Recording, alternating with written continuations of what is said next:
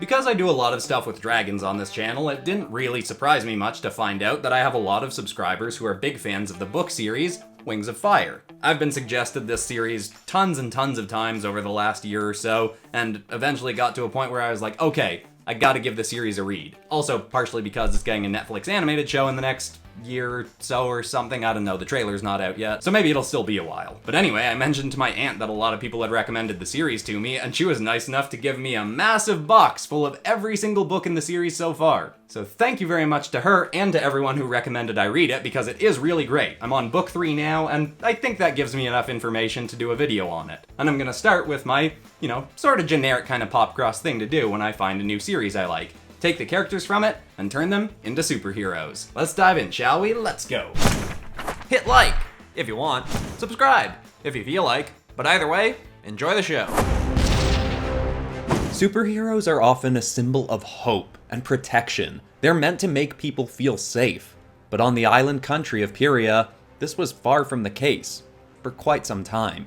You see, there were divided clans of heroes who had very strictly claimed cities and territories. If a hero from one clan breached another's region, even if it was to chase down a villain, they'd often be brutally attacked by the hero clan of that area. The clans had originally been made to unite heroes with similar strengths. Heroes with ice-based abilities assisting each other, or heroes with fire powers backing each other up. But over time, groups began to build a sense of superiority, and hatred between the clans grew. It got to a point where heroes were just as likely to fight other heroes as they were to fight villains, and the civil wars often caused great destruction and stress for the island's civilians. The Pyrrhian government had crumbled years ago, so the country was essentially run by the hero clans. Some groups had alliances, and some were friendlier than others, but for the most part, the divide between the clans seemed to get wider and wider every day. But there was some hope on the horizon. You see, a group of heroes who called themselves the Peace Paladins had a plan brewing. They were heroes from different clans who had concocted a scheme to try unifying the heroes of their country. A decade ago, they'd adopted young potential heroes in secret from different clans and had been trying to raise them to be a unified group of protectors. They were meant to utilize their differences to assist each other. The Paladins had taken Clayton Carter from the Earthshakers, Sue Nama from the Water Weavers, Sonny Sanchez from the Desert Daggers, Stark Flighton from the Nightshades, and Gloria Grace from the Forest Fenders. Unfortunately, the Paladins that had been charged with training them weren't exactly the most compassionate teachers. They worked the young aspiring heroes hard every day, forcing them to go through rigorous, painful training regimens with very little time to rest. They were rarely allowed to leave the compound they were trained in, and when they were, only ever with a chaperone. The young heroes all got along fairly well, but none of them liked their life situation, especially into their late teens when they deeply wanted to go out and see the world. But Gloria hated her circumstances most. The Paladins hadn't wanted someone from her clan. They'd wanted a Flight Flarer, arguably the most powerful clan, but had failed to infiltrate the city to get one, so to fill out the team they took a Forest Fender, a clan that was generally regarded as being the weakest of the clans. The teachers were unpleasant to all the trainees, but to Gloria the most, as they resented her for not being the mighty Flight Flarer that they'd wanted.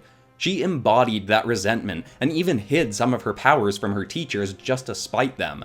They knew Gloria had the ability to camouflage her body and anything she touched, but she never revealed to them that she could also emit and shoot globs of viciously corrosive acid. Her abilities seemed so much more lacking than her teammates to the teachers, so it got to a point where Gloria overheard that they were considering replacing her. Even this late in the training, they thought it would be better to find a Flight Flarer to join the team instead. This was the final straw for the whole group. When the whole team heard this, they decided that they'd had enough of their torturous, repressed living, and they wouldn't wait to see what the Paladins did with Gloria. They didn't want to be separated. They were all going to escape and show the world themselves, on their own, what this young group of heroes could really do together.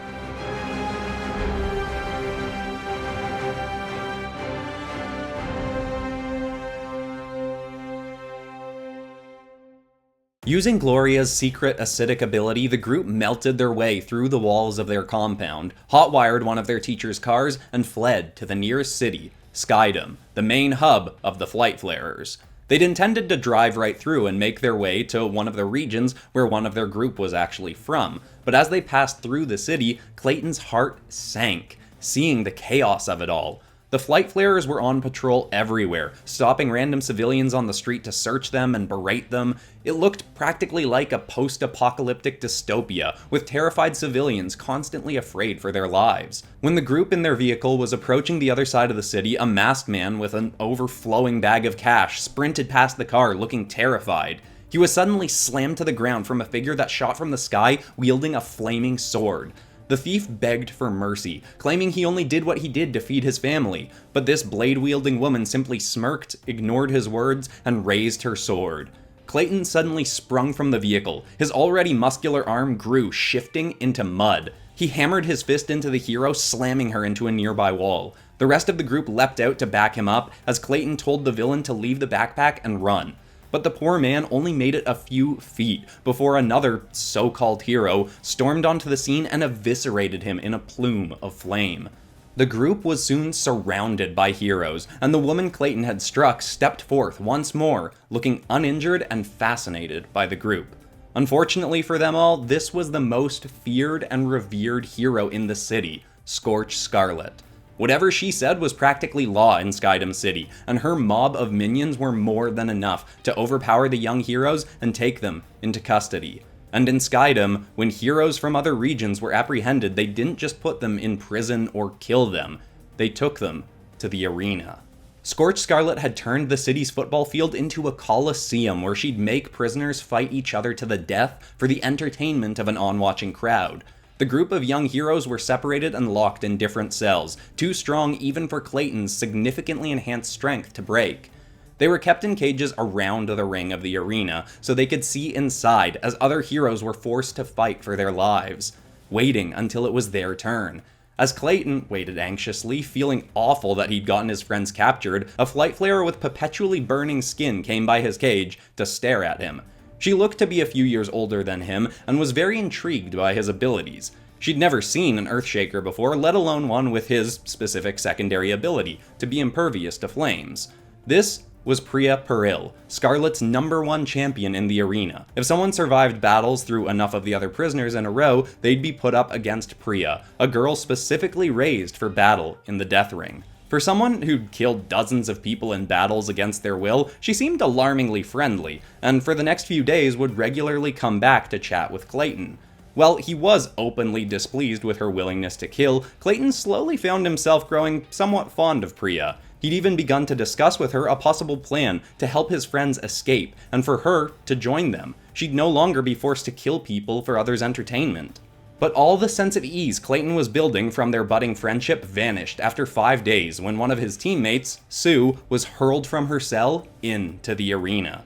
She wasn't fighting Pyrrhia, but she was now faced with a dire choice before a crowd of thousands of onlookers. Die in the ring, or kill a hero from her home region of the Water Weavers.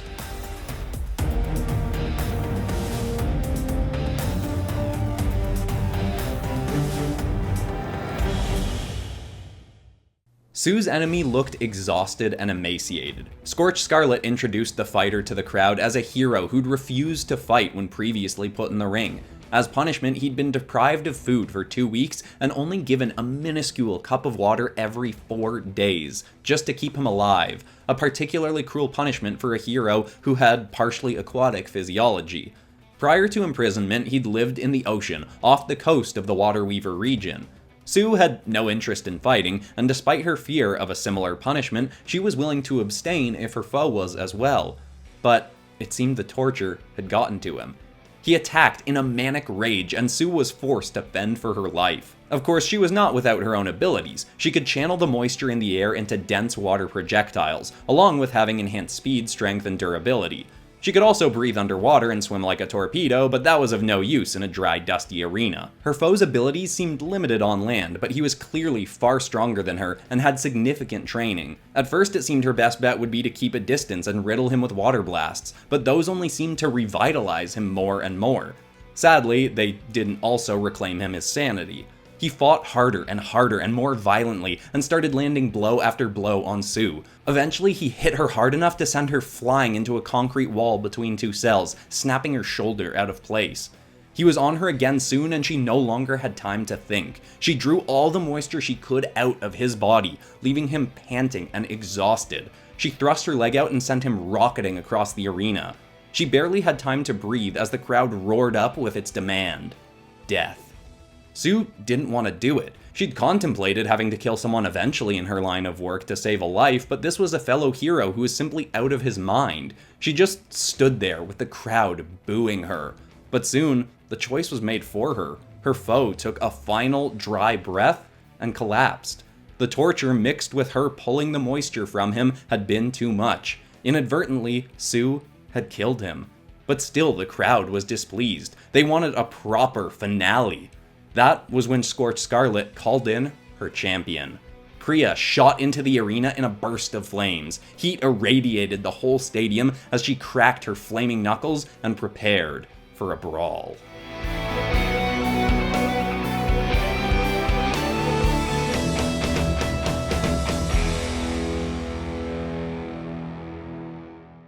Pyrrhia's abilities were nothing if not flashy. Her upper body was constantly in flames, and she could engulf her entire body in a blink. She could make flaming tornadoes and shoot explosive balls of fire. Though, even with all that, Sue was faring quite well. Her water abilities were more limited than Pyrrhia's flames, especially with the air being so dry, but her projectiles were far more effective on a foe who was vulnerable to water. As Pyrrhia shot firework-like blasts of flames in every direction, lighting up the arena, Sue shot small targeted blasts at her foe that were slowly dousing her body's flames, weakening her. Soon enough, Pyrrhia was starting to stumble and get dizzy. Sue charged up the biggest bolt of water she could and readied to fully douse her foe, when she was suddenly struck from behind by a small glob of mud that threw her off her aim. Her water missed and crashed into a cage that easily flopped off its hinges. Sue, Scorch, and the crowd were all completely alarmed by this occurrence. That blow couldn't have been anywhere near strong enough to break the bars of a cage. Suddenly, Clayton kicked his bars free and yelled out to everyone, "Go, now!" More than half the cages in the arena suddenly shoved to the ground, and the prisoners inside shot out and began scattering and fleeing in every direction. Gloria suddenly revealed herself from camouflage, halfway through subtly melting the edges of a cage to free another prisoner. This had been the plan all along. Pyrrhia made as big a spectacle as she could in the fight to distract the crowd as Gloria melted the bars enough for the prisoners to eventually all break free at once. Sue hadn't known about it and was getting too close to ending the fight early, so Clayton had tried to stop her, but obviously that backfired. Now they simply had to get everyone out that they could. The whole arena shook into a chaotic mess of flight flares trying to contain the escapees and heroes of all kinds shooting off whatever abilities they had to try and help each other flee. Scorched Scarlet furiously dove into the arena and charged at Clayton, with her blade raised, but Gloria hurled a mass of acid at the flaming fiend, struck her face, and Scarlet squealed in pain. But it wasn't enough. She continued charging at Clayton, and as he braced for impact with her blade, Pyrrhia stormed across the arena and tackled Scarlet aside. She pinned her master and told Clayton to run. He didn't want to leave her after all she'd done, but looking around the arena at prisoners starting to be recaptured, he knew he had no choice. He swore he'd see her again, then regrouped with his friends. Together they fought their way to freedom, excited to see prisoners from all different clans helping each other flee under a plan that the young heroes had devised. The group quickly made for the city outskirts when they were free from the Colosseum. It had been a mess of a situation, but their first true bout of fending for themselves against other super beings in a real-world scenario. In a way, they'd begun to prove themselves as a team, and see a glimmer of hope that all clans could work together when necessary. They hoped that in the next region, the clan they met would be more willing to learn from their teamwork and embrace this group of budding, unified heroes.